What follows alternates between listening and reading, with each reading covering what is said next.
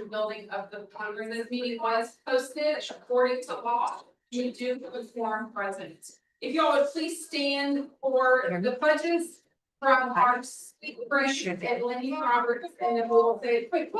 Thank you. Hi guys, how are you? Happy summer.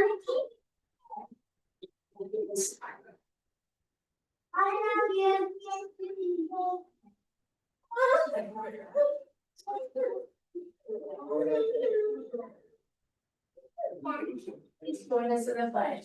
I pledge allegiance to the flag of the United States of America and to the republic for which it reigns, one nation under God, indivisible, with liberty and justice for all. And now to the Texas flag. I bear the Texas flag. I pledge allegiance to the Texas, one state under God, one and indivisible. Go, please, God. Heavenly Father, thank you for today. Thank you for the warmth outside. Thank you for all of these people in this room and the students that were here tonight that we're able to honor. Father, I pray that you watch over our meeting, that you are in the midst of every decision made, in the midst of every conversation that is had this evening. Thank you for all that you're doing within Bay City ISD and all that you will continue to do as we move forward into the next school year. Thank you, and we love you. Amen. And thank you, guys. Great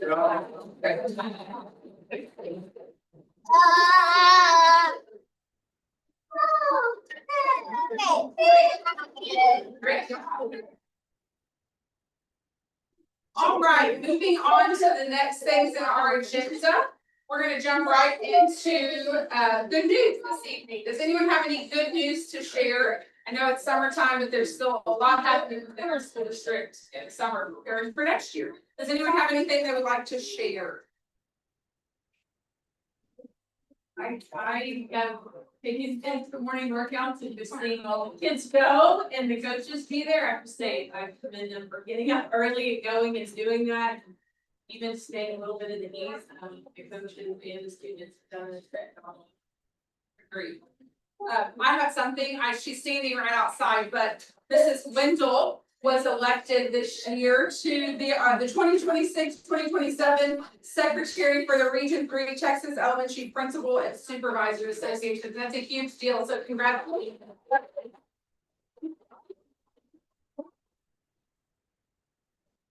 Anything else that anyone would like to share? I know everyone has been working hard preparing for the next year. It's quickly approaching in no time. One other thing that we would like to do, I know that the district sent out something in regards to our board member Priscilla Robinson, but we just would like to honor her this evening. She has done a lot for this district, and we just want to express our deepest sympathy and gratitude to her family. And the students and staff from this district have really listened, and she's made a huge impact. Serving on the school board is a calling that not a lot of people get to do, but it takes a lot of time and dedication, and that is one thing that she did put in, was a lot of time and dedication to the school district. So on behalf of the board of trustees, our administration, staff, and students, really in the entire Bay City ISD community, we truly do honor her. And thank her for her service. Even though she's no longer with us, she will have a lasting impression from now until the end of what she was able to do for our district. So thank y'all so much. This is her. This is Priscilla's mom. So thank you so much for coming. We just wanted to take a moment.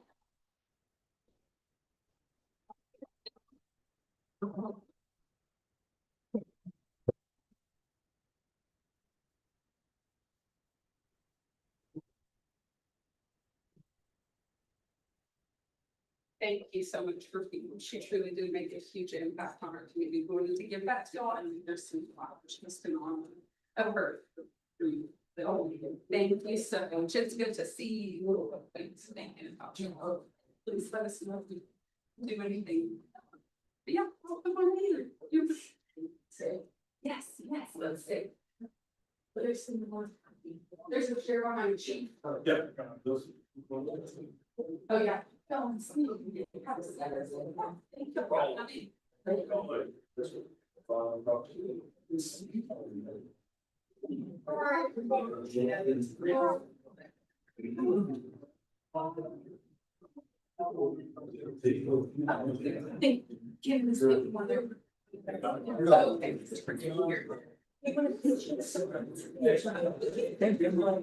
I'll take it.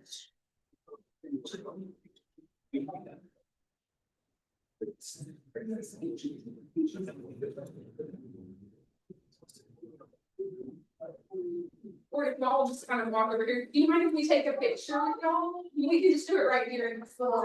Y'all have to walk back to me. All right.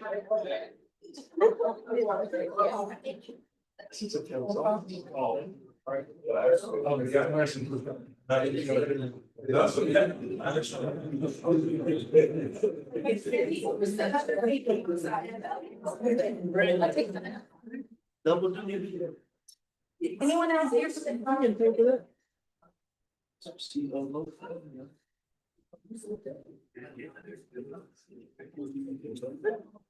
Miss Wendell's, Mackay, that's his great grandma. Yeah, right behind you. Yeah. Come on.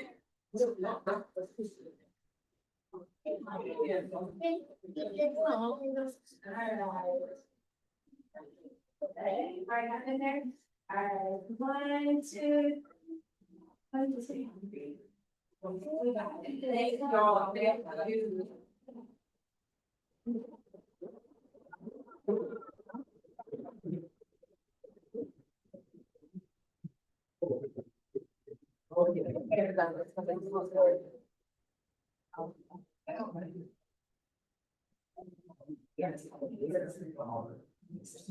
Thank y'all for being here. We both really appreciate it. She's a great asset for our district. Really nice. We appreciate you. All right, next on the agenda is something that we love to do, which is celebration of excellence. This evening, we have students from labor. So Ms. Wendell, I'll pass it on to you. Absolutely. So at the middle of the year, when I was here to celebrate our students, we were celebrating students who had made the most growth from the beginning of the year to the middle of the year. Today, I'm proudly here to celebrate our top performing students. So I put this in the same perspective of like your top 10 of your graduating class. And so that's how awesome it is to celebrate your students. They have come leaps and bounds. And I know that one of our future valedictorians, they're skating outside right this minute. And so it's a great honor and a pleasure right now to celebrate them. I know it's summer and a lot of people are traveling, but to have them and their parents make the time to be here today just makes me very proud. And I just want them and their parents to know thanks to you, especially my second graders, they're going to third grade. So thank you for your time. Thank you for everything you did for our babies. Also, I do want to recognize we do have a lot of our teachers here today that are celebrating their students. So means it's very special that they wanted to come and they have so much pride for them there. So thank you guys for being here. So our first one up, we're going to start with first grade reading. Our top performers, our first one is Mr. Hudson Harvey.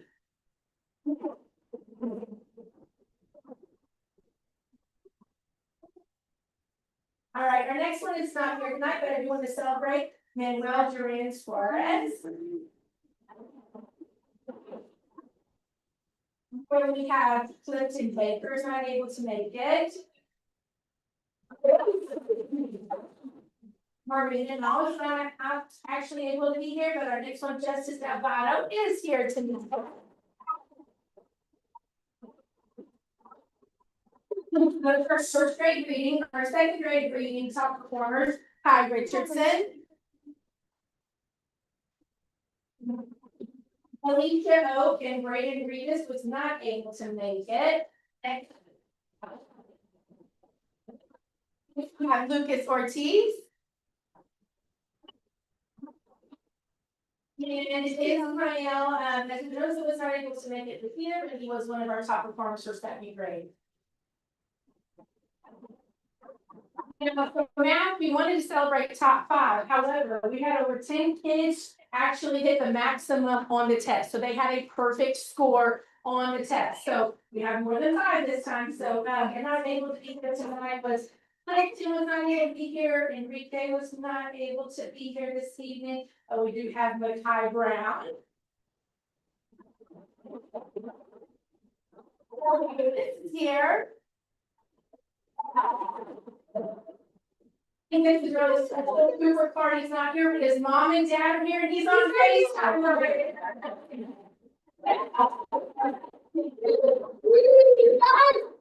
Manuel was not able to be here, but next we have Levi Johnson.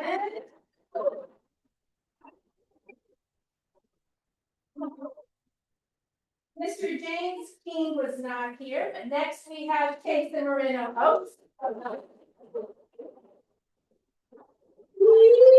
Our next performer from Madison, Camilla Pena. Next celebrating Carly Rodriguez.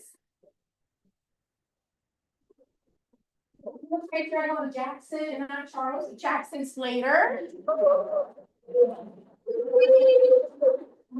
That was our first grade math, and now we're going to celebrate second grade math, Jessica Bernal.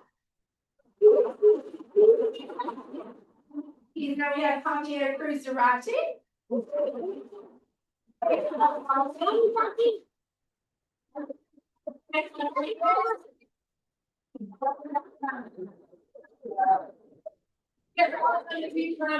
We are so proud of you, boys and girls.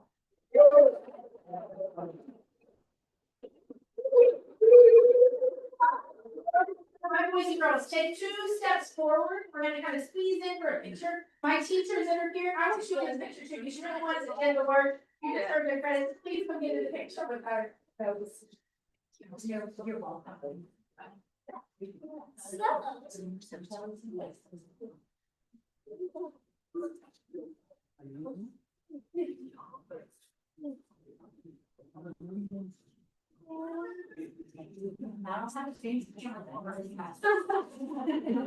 My Christian son is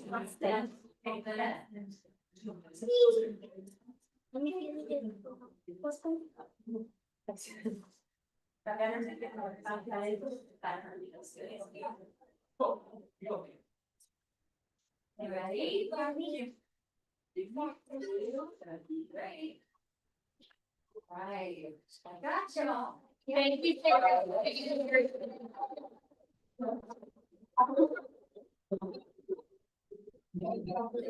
Yeah.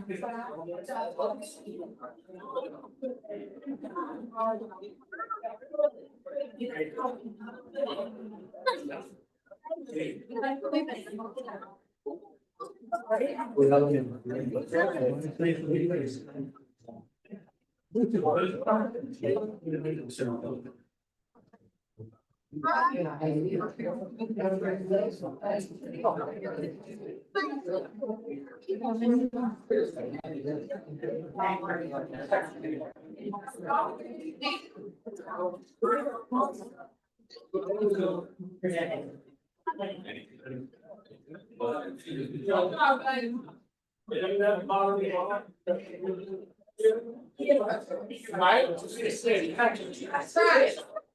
Bye, you'll have a good week.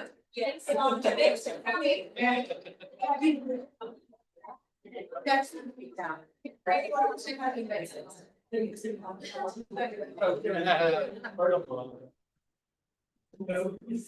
Yeah. My God. They're gonna be like this.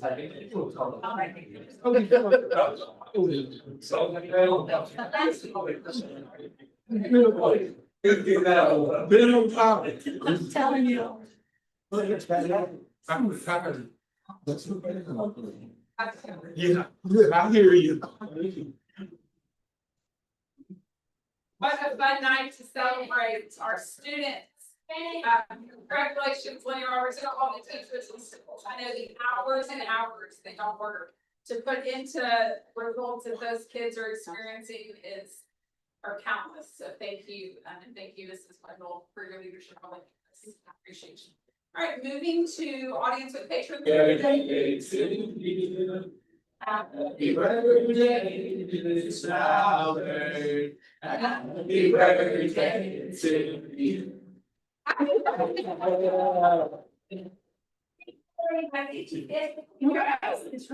Bob did speak, start actually saying, actually, take the concert announcement and kind of major. I have to rephrase. So, so, want to present to you, sharing data BCG, sorry, I'll get right with these signs. BC data this year, we started at 29% in reading. And that was our beginning of year screener. At middle of year, we were at 25%. Our goal was to grow by 20%. We ended our year at 53, which is a 24% growth. My personal goal was 25%. We didn't meet it.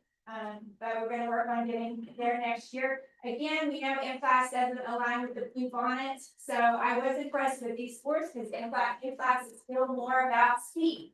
And blue bonnet has more rigor to it, and it's more about depth, rather than going, superficially and fast, going, deeper and we're learning more. So I do feel like what we're sending to Ms. Wendell this year, we are sending a lot more readers than we have in the past. By December, we had kids that were already reading small books.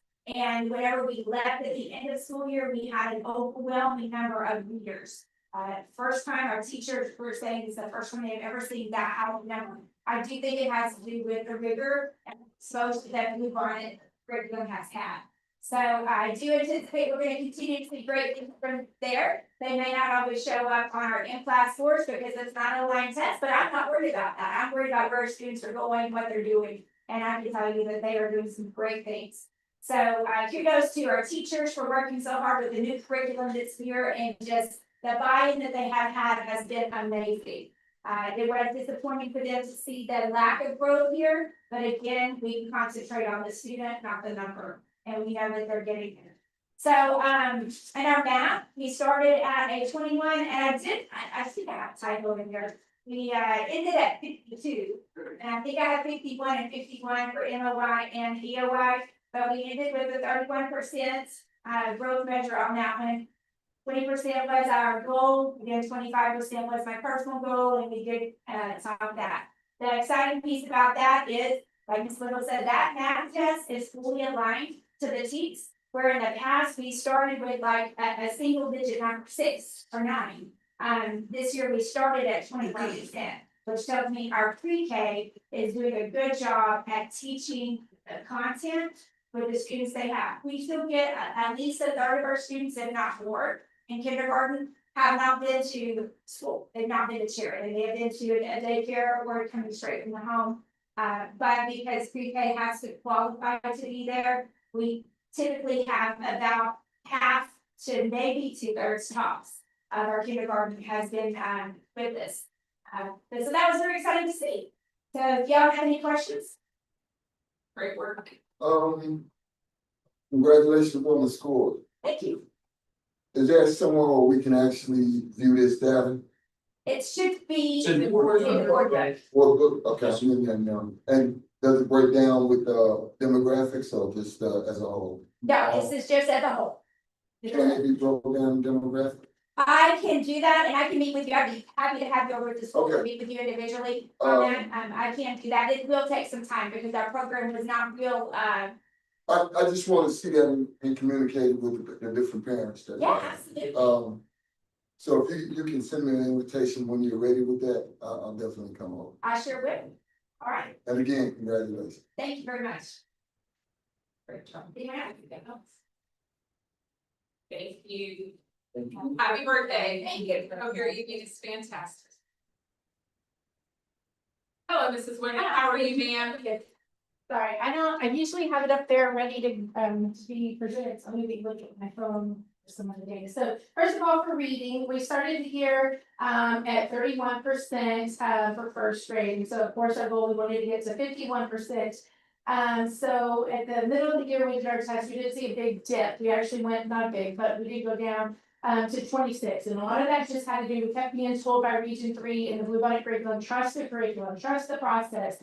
Because we're talking about two different things here. The test is not aligned to the curriculum at all. However, we all know we're mandated to give certain screeners, and one of the approved screeners that we're giving is the in-class because there's only a couple on there. And so therefore, we did not see as much growth as we wanted. By the end of the year, the teachers in first grade were able to raise up to 44. When I say the teachers beat themselves up, they beat themselves up over there because they see the readers in their classroom. They see the work that the students are doing and everything.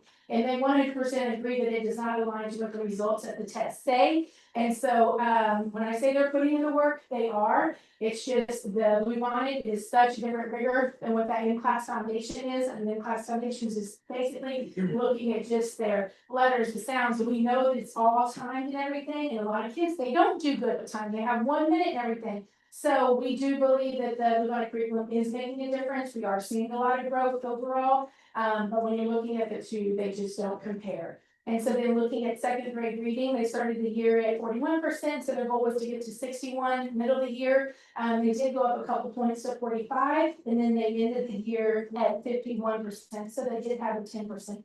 But it's not, sometimes not, she slipped out. But I wanted her to come speak on that a little bit, but just to see the fact that at the end of the year, seeing how many students were reading above their fluency level and how they were, we would say definitely we're prepared as far as coming with the TEKS and coming with the curriculum. So this upcoming year, we still have to use them class. That's not going to change because the screeners aren't changing. So it is going to be hard to come up here and to explain to y'all why we aren't meeting those goals. And if you come into our classrooms and you see the data from all the different modules that the students are completing in those assessments, you are seeing the gains in the growth. It's just the two of them aren't correlated.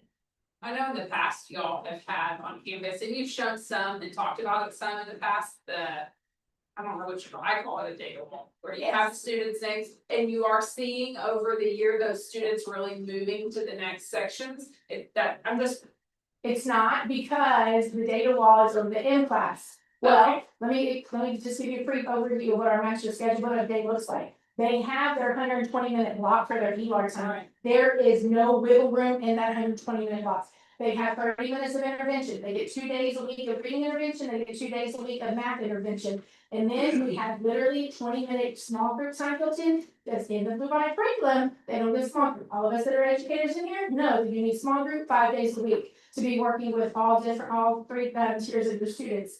There's no time built in the Bluebonnet. We have 15 minutes built in to work on in-class skills. That's all we have. So if you think about transitions and everything, do you really have 15 minutes? You don't. But we have to put our focus on the curriculum, what's going to build our students from first to second, and get ready for that STAR test in third grade. So while I'm telling you that in-class test is important, it is pushed to the side so that we can make sure that we're following the curriculum with 100% fidelity and that the rigor is there and it'll be 100% consistent with that. Okay. So that's what's being tracked on your data wall as well. If you're in class, Yes. Not like a reading level. Yes, but even with the curriculum, the PLC this year, versus what's learning were just so impactful and they were busy. There was no downtime. So now that we're going into year 2 of reading, we're gonna have a lot more time to be discussing the actual data and everything. This time it was like from the beginning to the end, you're internalizing the next 5 days. So sometimes those lessons took longer, sometimes they took shorter, but data honestly took a little bit of a back burner because it was so new and the teachers need the reassurance of the coach.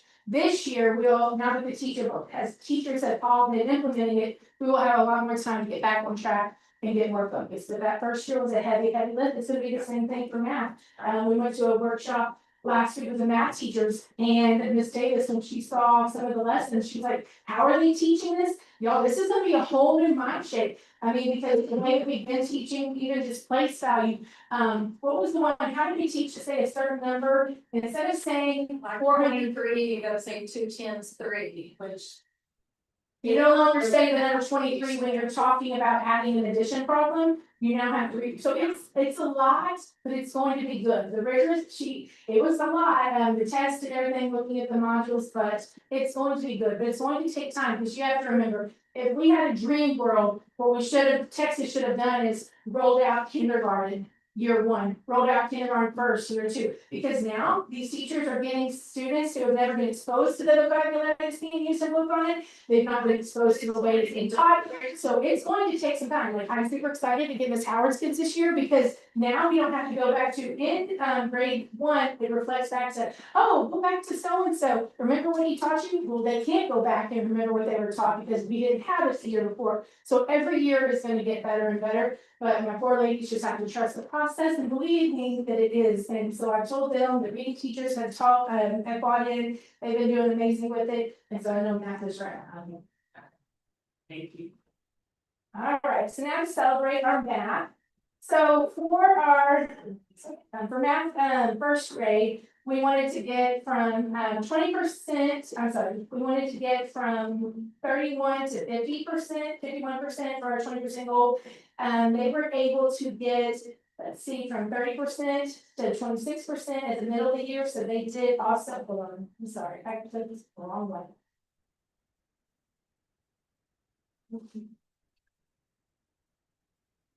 I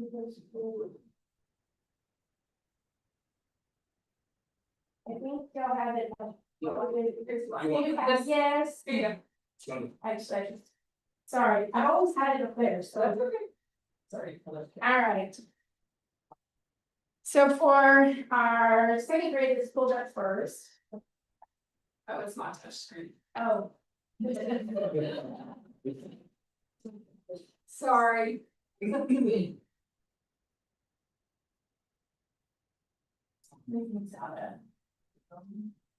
All right, so for first grade, our goal for math was to get from 16% to 36% for our 26. Well, these ladies, they blew it out of the water. Of course, they started at 16, by the middle of the year, they were 38. So we were having that conversation, just because you're already at 38 doesn't mean you can go back, you've got to keep going. And so they were ending the year at 47, so they went from 16 to 47. Now listen, this test is 100% aligned to teens. This test is like a modified version for second and first grade of the STAR test. So seeing these results is very promising for what we are going to be feeding into Tinny Homes. So how I told you the reading is pushed on the back burner. This one's not, because it's 100% the teach and it's aligned to what the teachers are teaching. So seeing these results makes us very proud, because it's very promising and showing dedication the teachers have done and what the students are both on. And then for second grade, they were at the beginning of the year, they were at 24, they needed to get to 44. So they started there, they went to 36 at the middle of the year, and they did it 57%. So that's thanks to both these ladies and their teammate and everything. But it's just been amazing to see, even with the TIE test and everything, where it's just, we were in, this was our first 80 past year, to see how many teachers are showing that progress, showing that growth, and how many of the students, are on their way to being well prepared for third grade. Great job. Any questions? Since we go about the math order reading. Great job, ladies. Thank you. Thank you. So I just want to make sure that everybody understands what's going on. So they're teaching the curriculum in their class as they're supposed to. But the state screeners, only one of them, that's the math that is required. You can only pick from two. And neither one of them in RLA are aligned with what you have to teach in class. So you're not gonna see, and they only get to spend 20 minutes a week on it. So math does align, and you saw the difference in what they're assessing. So I just wanna make sure everybody knows, because that can be very confusing if you're not in the school setting and you don't know what's going on, because it doesn't make sense. Because the state hasn't caught up and said, hey, here's a required submitted that aligns with the teams. So I just want to make sure everybody understands that. Because I want to make sure that we know that our principals and our teachers are doing a really phenomenal job, so. And TA was actually here at the school, they were coming to actually observe a coach, but that was a conversation that we had with him. And even him coming from Austin and working and everything, he didn't even understand, have a really big grasp of what, he didn't know about the Blue Bot, his baby was in class. So being able to talk to him and explain to him about all of my concerns and everything, I just hope they take it back to Austin and they can make some changes for us. Oh, what brought about the new language, like you were saying, you no longer use 23? So that's part of that, that's part of that high quality instructional material for math. And it's a different way of teaching, just like with English this last year, reading language arts, it's really different the way that they go about teaching it, right? And so they do it with much more depth. And that's one of the strategies, or one of the things that they do when they're teaching that math. Now, is that under our governance or TEA. TBA? And So- what, It's region-wide throughout the state. If you're doing high quality instructional material, so. Pretty soon, pretty much everybody will do that, because what they did is that they're not gonna fund materials unless you get it HQI. Otherwise, the district has to pay out a local. So it's really, it's a systematic change forcing you to go in that direction. But right now, what the district did is we took advantage early on knowing that. because we were able to fully fund all of that and the support through a grant with TGA. And so that's why we're going in the order that we are, and we're moving ahead now, because at some point, I bet you they just require it. But right now, we're able to get the funding supplemented.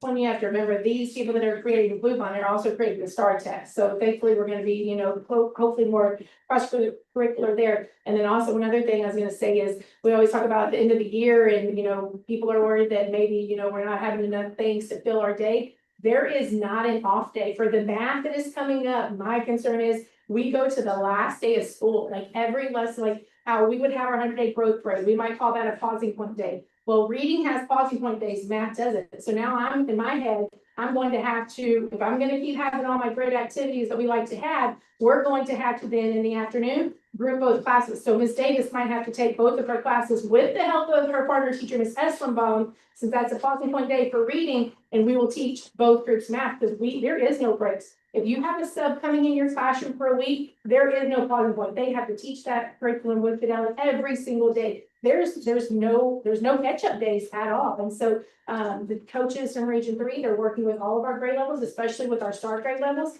to make sure that we get all that content taught before the STAR test also. So there's a lot of strategic planning and stuff going on behind the scenes. And luckily, Region 3 has been a great asset to us and helping us to make sure that our students are prepared for those STAR tests and that couple. Thank y'all for the work. I know it's been a heavy lift this year and it's coming again with the next round of this next school year coming up, but the growth is there and we appreciate the leadership on both campuses and teachers on both campuses. So, and it's not just teachers, it's all the other staff as well that are pitching in to do all of the different pieces of the puzzle. So thank you all. Are there any other questions around Bay City governance? Thank you. Y'all have a great rest of your summer. Thank you. All right, moving into reports. We're gonna have our delinquent tax collection report presented by Leslie Scott. I always say it wrong. Oh, wait, Jim, Brendan, Philip Collins, and Mott. Hello. Hello, thank you so much for having me this evening. It's a pleasure as always to be here. If you with my technology here. All right, I got a tutorial. Yes. Well, good evening. I'm Leslie Scott with Purdue Brandon. Thank you so much for having me this evening.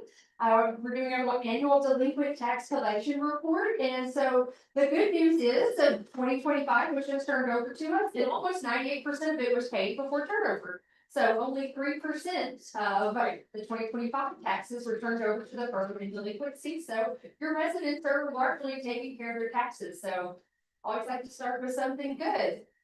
All right, so moving into the reports. And I might have sabotaged myself here. I accidentally printed my notes front and back, so bear with me. All right, so first we have the account breakdown chart, which gives us a snapshot of the entire delinquent roll for all years. This includes 2025 through 20 years back for real property. So you'll see the largest section is the active pending section at 43%.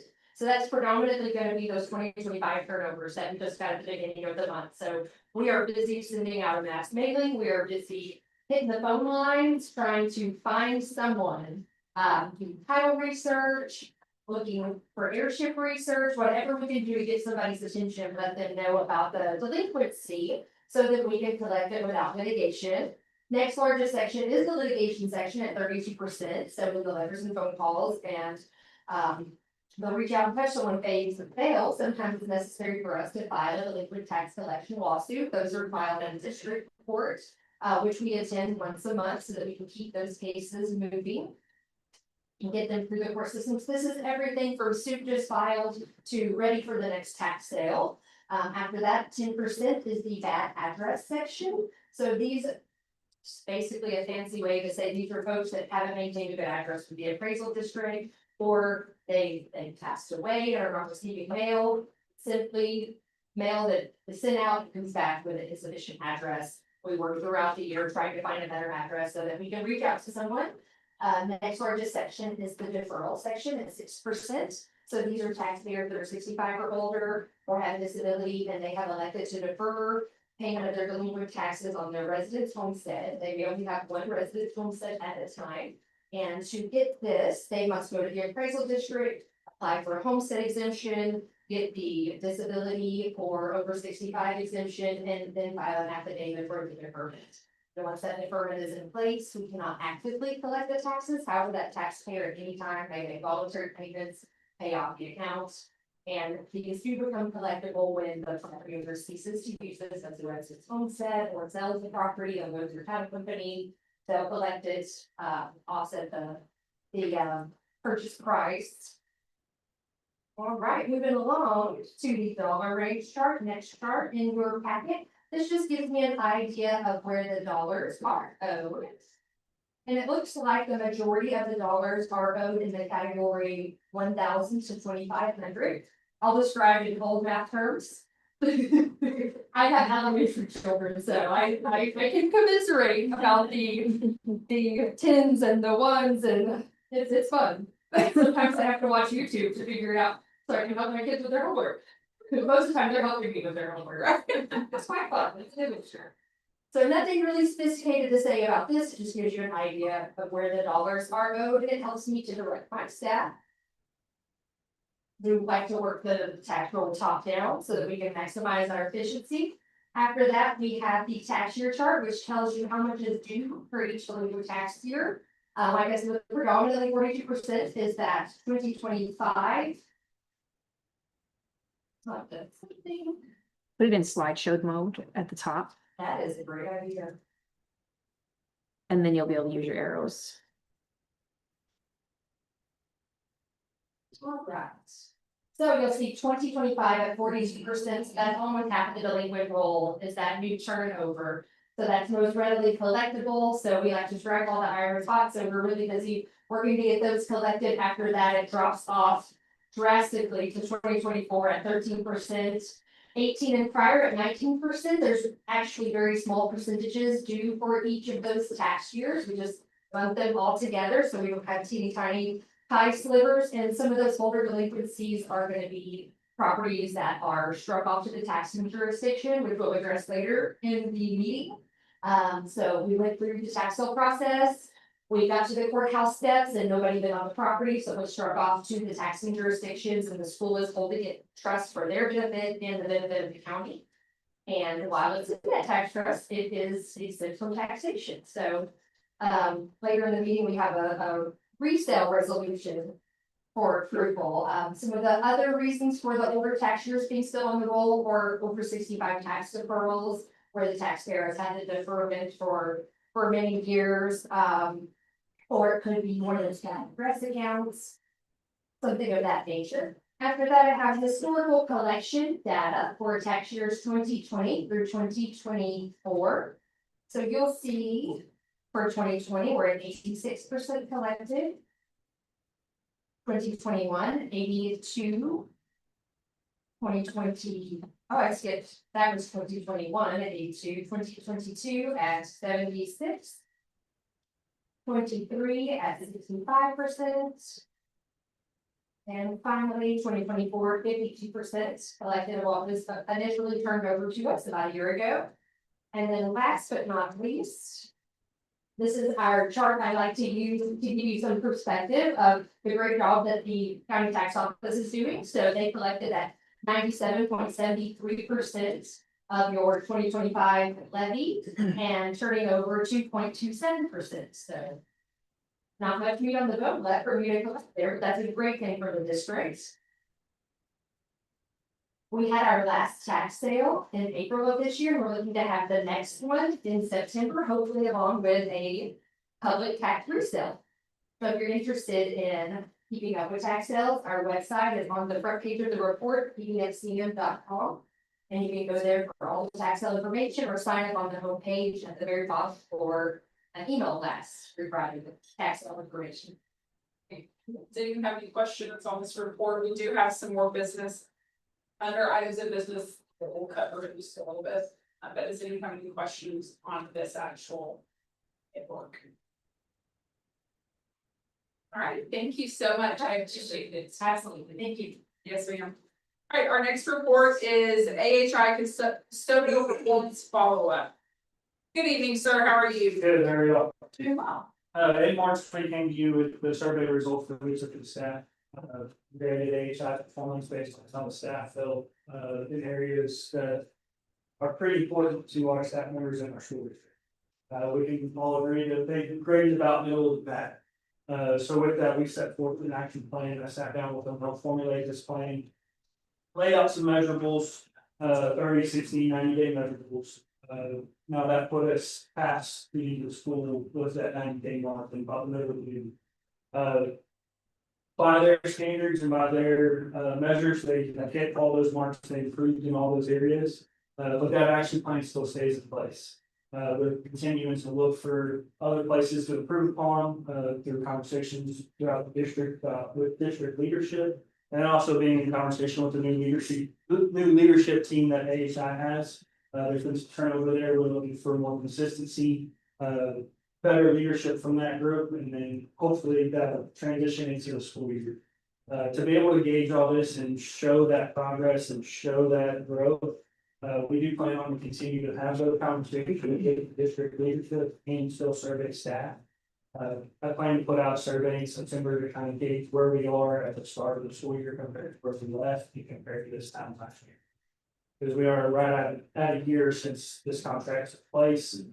They had about 6 weeks to kind of gear up for the start of school. This year they've had a whole summer to get going. As I walk around, I see noticeable improvement. But that's kind of where we're standing right now. So we're looking forward to build on that partnership. Really looking forward to make sure that we're meeting district expectations. Are there any questions from board members on where everything stands? Thank you for that support. It's good just to hear, we are at that year mark, just to hear kind of how it's going and what moving forward, what that will look like. So I appreciate the work that you did to put in that. And thank you, AHI, for being here this evening and for the work they are doing for schools. We appreciate you. Right, thank you. All right, we have a public hearing. Item A is Senate Bill 12 Annual Compliance Certification. Hello, sir. Hello, how are you? Well, how about yourself? Hi, fantastic, Chris. So tonight is what I wanted to present first here is Senate Bill 12, which was law that took place last year. Fall. Senate Bill 12 pretty much just guarantees it's a requirement really that we do annually for any governing body to ensure that we support parent rights and transparency when it comes to education. And so with that being said, it looks at different policies and procedures regarding extracurriculars, academics, student clubs, student services, anything pretty much that's associated with school. And it allows us to look at our policies and review those and make sure that we're in compliance. Those have been done and vetted by not just ASB, but also our attorneys as well. And you've had them already, so we're all in compliance, and that's what this is for, just to be sure that we are in compliance with the laws of the state of Texas. Are there any questions? All right, thank you. All right, moving into items of business. Item A, consider and approve certification of compliance with certain laws under Texas Education Code 39.008 as enacted by Senate Bill 12 of the 89th Texas Legislative Session. Is there a motion to be made? Motion to approve certification of compliance with certain laws under Texas Education Code 39.008 has been enacted by Senate Bill 12 as presented the fourth. All right, is there a second to the motion? Second. All right, is there any further questions or comments? Hearing none, all in favor? Opposed? Motion passes 5-0. All right. Item B, discuss and consider approval of resolution and order for public tax resale and Exhibit A pursuant to Texas Property Tax Code Section 34.05. Hello. Hello. All right, so this resolution would allow us to have a public resale, much like a tax sale, like a do-over. So these properties went through on Exhibit A, went through the tax sale process. However, nobody did on them, so they now belong in the delinquent tax trust under the name of the school district. And while they're the tax trust, they're exempt from taxation. However, having a public resale gives us a great opportunity to get them back on the roll, back in the hands of a paid taxpayer and in the hands of someone who's gonna care for the property and maintain the property and mow the property and all the good property ownerly things. So you'll see on the exhibit that the minimum opening bid is often way less than the adjudicated value or the appraised value of the property. And that is intentional. We would like to start the bidding intentionally low so that we can let the market drive the bidding process. And so that we can entice bidders. We're actually looking to do this along with a resale for our other clients, Matagorda ISD and Tidehaven ISD. They both approved so far, and then have a regular tax sale at the same time and do this all in person on the courthouse steps the old fashioned way, so that we can get as many people as possible there. Have the bidding on the resale intentionally low to make people excited and hopefully drive up the price to the where it would be at market. Are there any questions? Regards to this? There are 7 properties. I do not see addresses, but in board book, it's all under exhibit A, pages 23 and 24 show those properties. But yeah, there are no addresses intact, it's just the track number. So I think it's like. Any other questions? Is there a motion to be made? Make a motion, we approve the resolution of order for public tax resale exhibit A pursuant to Texas Property Tax Code section 34.05. All right, is there a motion, is there a second to the motion? Second. Okay, any further questions? All right, hearing none, all in favor? Opposed? Motion passes 5. All right, thank you. All right, item C, take action to approve a contingent fee contract with Purdue, Brandon, Fielder, Collins, and Mott LLP pursuant to section 6.30 of Texas Tax Code. Said contract for being the collection of delinquent government receivables owed to Bay City Independent School District, and notice of said contract is posted with the agenda in accordance with section 2254 of the government code. All right, so that time of year again, we put our contracts on a 3-year term, so I like to come before you every 3 years and present a new contract. This is essentially the same as our past contracts. None of the nuts and bolts have changed in the contract. The only changes are housekeeping items that the state of Texas requires us to put into the contract as a contingent fee contract. And that allows us to collect our collection penalty. That is how we get paid. That fee is passed along to the taxpayer. So our services are no cost to the district. The fee is 20% for tax years 2013 and the subsequent years. 2012 and prior years are at 15%. So that's all the same, remaining the same with the prior contracts. And everything else is just housekeeping issues. All right, are there any questions about this contract? All right, carrying that, is there a motion to be made? Move to approve the contingent fee contract with Purdue, Brandon, Fielder, Collins, and Mott LLP pursuant to section 6.30 of the tax code as presented in full.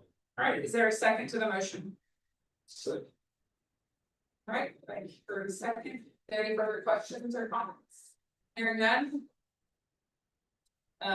All in favor? Aye. Opposed? Motion passes 5-0. Thank you so much. We appreciate it. Add her name on here. What's that? Names last year. Was it that many names last year? Yes. Yeah,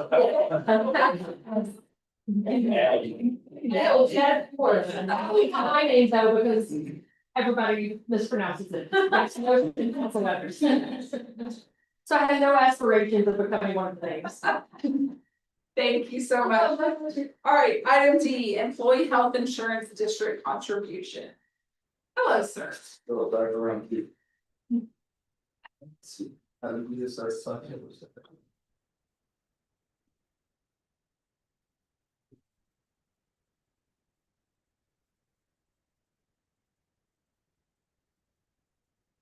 From the beginning, What's that? or this one's all about from the beginning. Yes, sir. Thank you. You're Thanks again for having me come back up. This proposal here is about our insurance benefits for BCISD and our employees. One of the reasons and why we're bringing this up in this year is, when you look at it overall, insurance is probably one of the most coveted things for an employee other than just the base salary. TRS Active Care, which is what we started off there, it's got our average employment 7.2% in this region. The way it works is in Texas, with TRS Active Care, you're gonna have various regions with different kinds of percentages that increase. Ours happens to be about 7.2. Could be different in region 20, could be different in region 12. It just depends on how many claims are being done for us. For us right now, region 3 and all of our surrounding areas, it's at 7.2%. So when we look at it overall, we said, well, is there something that we can do when we look at the cost of insurance? And ultimately, our realization is that a premium increase, quite frankly, is going to be less money in paychecks or deductions from employees. We have roughly about 450 employees in this district and about 310 take advantage of insurance. That's about 69% of our workforce that we have. Our current base contribution is $417. It's $324 for us and $75 from the state. Excuse me. The 75 from the state is statutory, so that's not going to change anytime soon. The only variance that can be adjusted is what the district contributes. Now, we're not really in a position where we can look at that, but ultimately, the bottom line is it means that people are going to take home less money. Just continue on. So our strategy is to kind of look at our different health plans. We offer 3 different plans within our district, and the numbers that we came up with were $37 on the average individual. That's a 7.2% times 324, which is $37. That's where I got that by. Increasing that comes up to about $154 per contribution total for an employee. So you'll see that $37 make a difference, primarily in our 2 base plans. We talk about that here. When you look at it overall, it's good for staff protection, but it's also good for morale.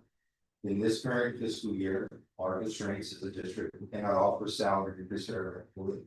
But we want to make sure that we try to do something for people that are taking advantage of opportunities. That does come with a cost of that. If you look at the first 2 plans, that's our primary plan. That's the one I'm on, right? And then there's the HT plan. That's where the majority of our employees are on. Those are the top 2 tier plans that they request. If the board considers this and approves it, then there's no net cost increase for those 2 plans. So any employee utilizing those 2 plans will see no rising costs on their insurance. The last one is the primary plus, which is kind of like a satellite insurance, right? That would only have a net increase of $8 per insurance. So our contribution could make a little bit of a difference. You can even see the last one, it would normally go up about $35. This way, one goes up to $8. So that makes a little bit of a difference in the monthly salary insurance. What is it going to cost the district? Well, it's $137,600. You should know that that's in perpetuity, right? It doesn't go away. It's something we're going to commit to long haul for all of our employees. And quite honestly, with everything that everybody's done within the district, from campuses to departments, as far as cost savings, everything that they do, it's something we're considering. Everybody's had to do a little bit without. It's an impact for them. If we decided to do maximum exposure, just so you know, it's 199,800. So we wake up and open enrollment started today. So if everybody decides to get on insurance, it could maximum could be 199 feet from. Historically speaking, though, 69.7% is kind of what we're calling. So that's why we're looking at the 137. It helps with staff retention.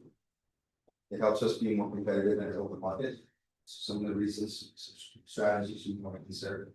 To mitigate side tier impact, right? So in other words, reducing the out-of-pocket costs, get their check, be $37 the same, be $37 less. First, you go back to insurance. But again, understanding the budget that we ask them. So with that said, what my recommendation is to approve the $137,600 for all of our employees that take insurance. Any questions?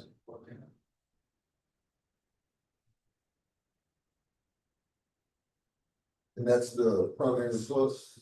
It's gonna be the first top tier, right? So if you look at those, sir, and go back to those. It's gonna be primary plus, which is the HD plan, and then the primary plan, and then the primary plus has a net of about $8 with a contribution of 30 cents. So we may have some employees that want to know primary plan where they don't have to spend $8 or. It's correct. It also could have some employees say, you know what, my insurance is gonna go up, I want a top tier now. And I can swing $8, because now we have more option. So there is some more flexibility and freedom of choice for the employees. Any other questions? All right, hearing none, is there a motion to be made?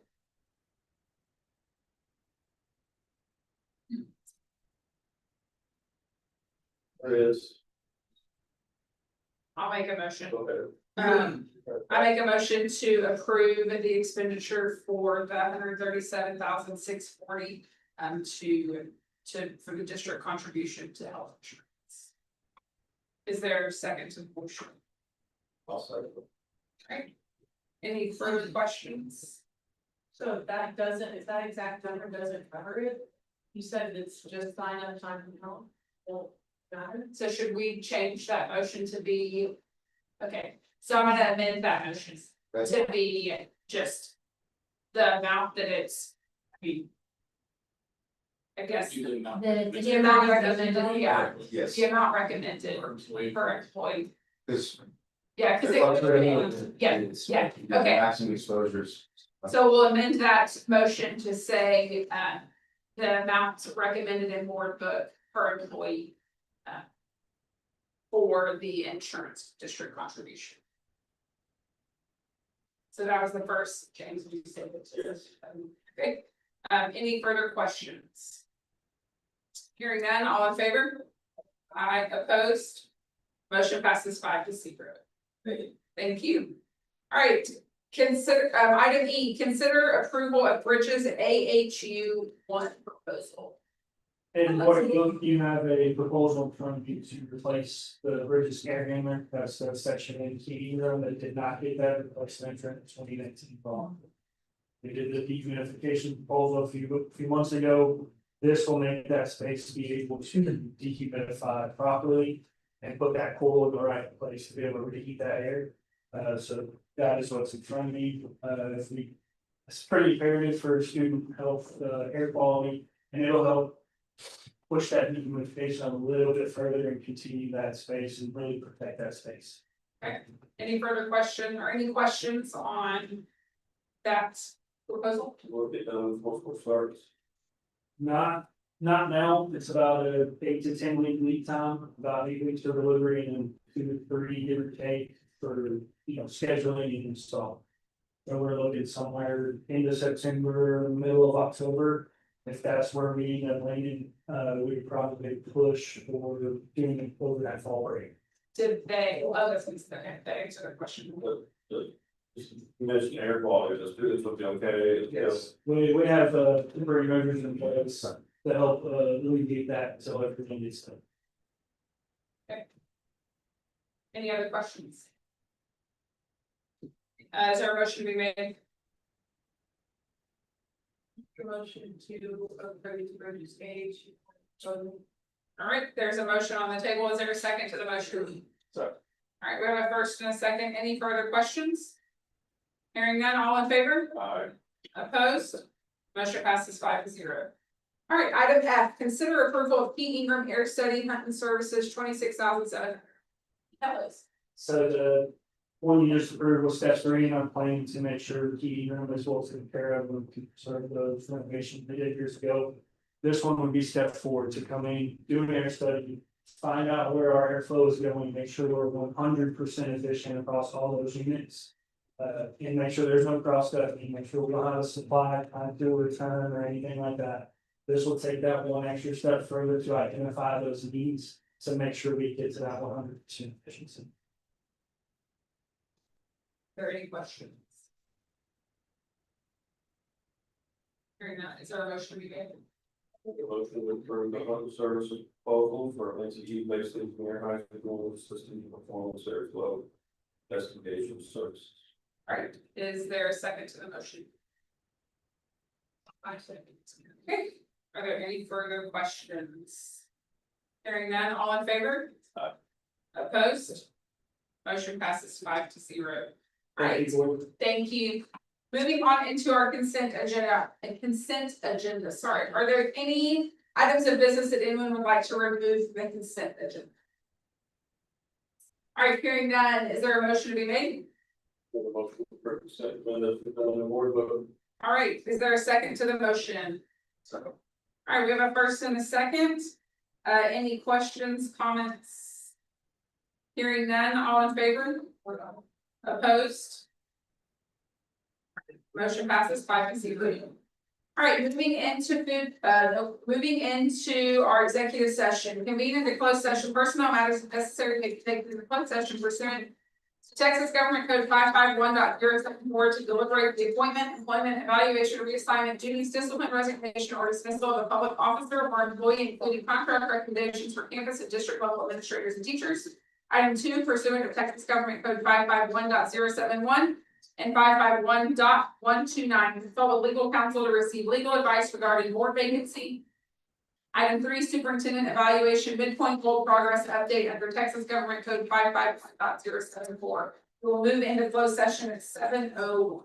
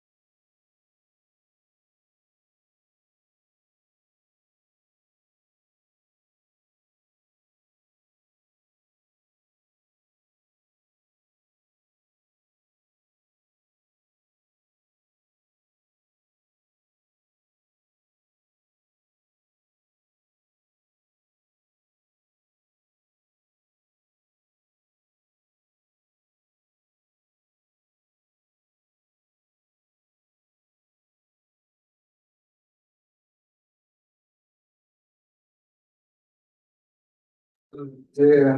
Yeah, good. We're gonna get. So, Yeah. Chris Logan. No. No, We were waiting to hear back. Sorry. Oh, no, y'all are good. But Nothing to you. yes. I know. got motion. You say it that way. I make it. I don't say it.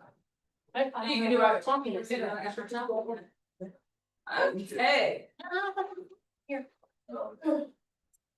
We are going to move back into open session at 8:48.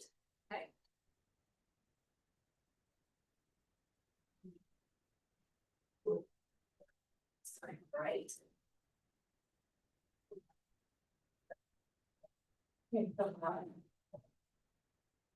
It's cold in here. Yes.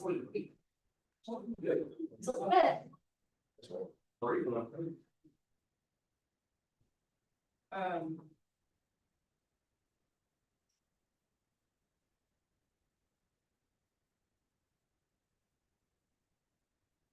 Oh. That means that will be their deadline. So Right. Then that would be.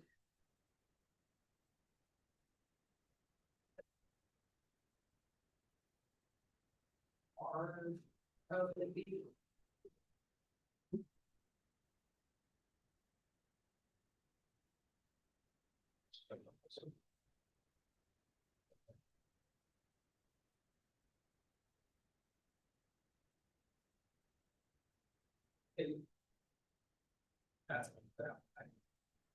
All right, item 1, discuss and consider approval of hiring of contractual personnel. Is there a motion to be made?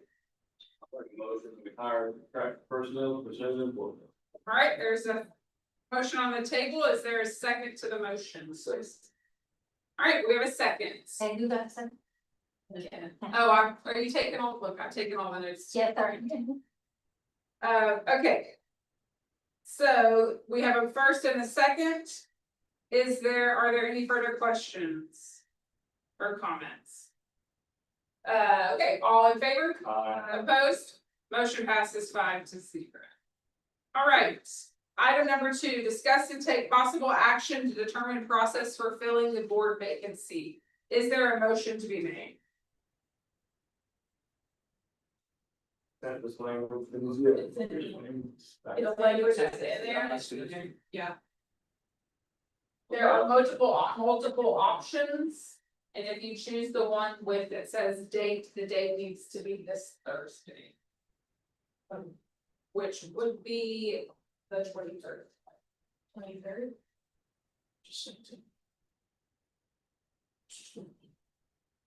Oh, I should write motion. I'll pick one.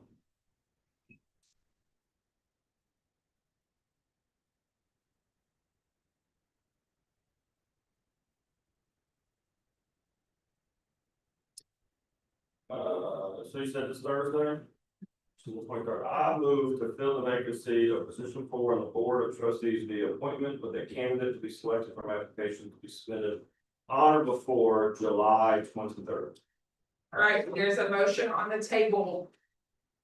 Is there a second to that motion? So. All right, we have a second to that motion. Any questions or comments? So the motion on the table is that we would fill the vacancy by appointment, but the candidates would need to be filling out an application and turning that in the district by this Thursday. It has to be turned by the district's closed on Friday. And yes. So we'll turn in the person to you and you'll. No, They just come fill it out. They come here and pick up an application. Or they can be called and they can be emailed to them. How does the application get out? How do people know? I believe that they would probably have to come up here to pick up the application. Would probably be the easiest. Unless y'all prefer, I just made a motion so we can discuss it, had to. So we Y'all can for amend, nominations, then I can amend. we can amend the motion if we would choose not to have an application. End of the day Thursday. For it to be turned in. And 3 days from now. Is there a way for them to know that there's an application, like, is there like for it to be put out there that there's one? You know, like social media, I guess we could accept applications up until Monday at noon.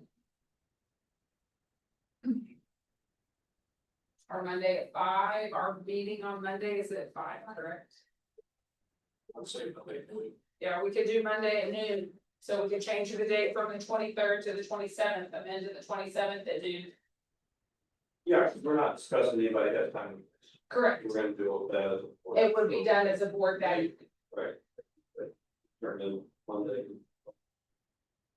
Well, why would we have to put all our new buckets up to the meeting service? Until 5 p.m. Yeah. If they can bring it, they just need to turn it in up until 5 p.m. We won't be on summer hours. What time does this close during the normal school year? Our meeting is at 5 on Monday. I didn't know if anybody will be here to, But summer hours, what are summer hours? not summer hours, school hours. 4:30? Monday, we start 8 to 5. Oh, it is 8 to 5? Okay. It's Monday, 8 to 4. 8 to 4. So, So 4 p.m. on Monday, then it will be due, so. What is the thought on that? Yeah, I think, some transparency, if there's work to be done, be nice to have another board member here with everybody. Otherwise, it would be more agreeable to meet at a special election, but, we've got work to be done. Right. So. And the appointment would only last until the next election. Correct. So it's not like we're appointing for 3 years. Correct. Appointing to the next. It's 10 months. Yeah. Mayor, so. The mayor 26th. May 27th. Yes. So the person would have to run on the ballot for the remainder of the 2-year term at the next election. So it'd be an appointment from whenever we appoint till election in 27. And then for whoever wants to run for that seat. And the election of 27, when Laura Beth and I are up for election, they would also be running for election to fill out the 2-year term. And then they would have to run again to keep that 2 years. To be into a full year. So there is a motion on the table to turn in applications on this Thursday. Would you like to amend that? Monday at 4, Monday by 4 p.m. Okay, so we have an amended motion, which is to fill the vacancy by appointment with a candidate to be selected from applications that will be picked up here at the front desk and submitted on or before July 27th at 4 p.m. And they'll be ready tomorrow. Yep, we'll have them tomorrow. Morgan's gonna, It's gonna provide that an easy. Yeah, so that would be provided tomorrow, so they'll be available at the front desk. So if you know somebody, anyone on TV, you know somebody that would like to turn in an application, they'll be at the front desk if this motion passes. Tomorrow, that is what the motion that has been made. All right, are there any further questions, conversation about what that would look like and what the deadlines are and how that process? since we amended it because separately. Yes, we do. So we have an amended motion as on first from James, and now we need to get an amendment. And the second on the amendment. Yes. Okay, so we have a second on the amendment from Trent. And just one more time before any other questions to make it super. So we are voting to, on the vacancy of board position 4 of trustees via appointment with a candidate to be selected from applications to be submitted on or before July 27th at 4 p.m. They can pick up them at the front desk starting tomorrow, and they are due back no later than 4 p.m. on Wednesday. Okay, any further questions? Hearing none, all in favor? Opposed? Motion passes 5-0. All right, if anyone is interested, please come visit us at that admin building. All right, last thing on our agenda is adjournment. Is there a motion to be made? All right, there's a motion to adjourn. Is there a second? Second. All right, we have a second. One quick thing, the back to school bash that is held every year at the service center is Wednesday, July 29th at 6:30, if anyone is available. Nope. I was full service. The prayer The prayer rally. Oh, you said next week. Oh, sorry. Please forgive my It's like, uh-oh. the back to school prayer rally.